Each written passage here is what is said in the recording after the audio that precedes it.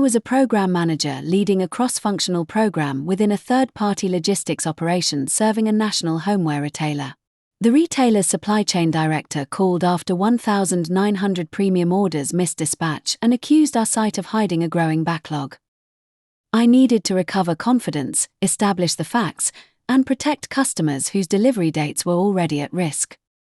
I could defend the contractual forecast, promise an immediate full recovery, or acknowledge the failure and agree a transparent priority plan before claiming a completion date.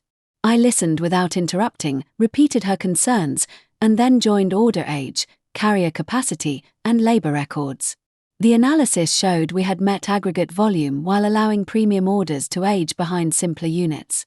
I owned the miss, gave her the unfiltered backlog, created a premium order lane, and agreed 4-hour updates containing oldest order age, units cleared, defects, and revised delivery exposure. My planning lead worried that publishing uncertain forecasts would create more escalation. I used ranges, stated assumptions, and separated confirmed facts from estimates rather than withholding information. The first recovery wave produced twice the normal packaging defects, so I slowed the lane, added a quality check at sealing, and extended recovery by 3 hours instead of masking the issue. Before closing the action, I sampled performance across different shifts and demand conditions, so the result did not depend on one unusually experienced team or a quiet operating window. I translated the outcome into a simple frontline mechanism with a named owner, an escalation threshold, and a weekly measure, which made the change repeatable after I stepped away. I also documented the operating assumptions, named the owner for each follow-up action, and set a clear review date so that temporary controls could not quietly become permanent.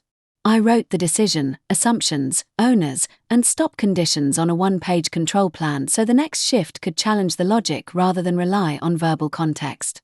I used both a leading indicator and a customer outcome measure that prevented a short-term productivity improvement from hiding quality, safety, or backlog age.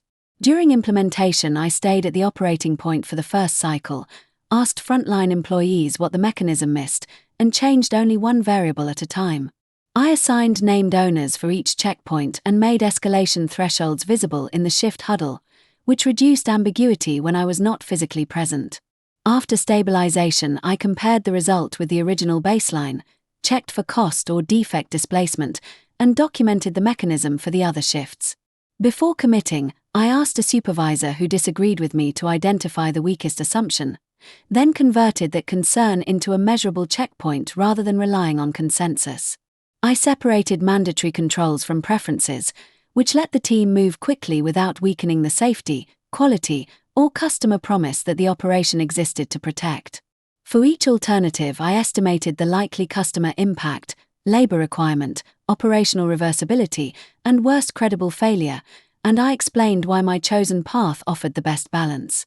I briefed affected teams before launch, checked understanding through questions rather than attendance, and made the escalation route clear to people working outside my shift.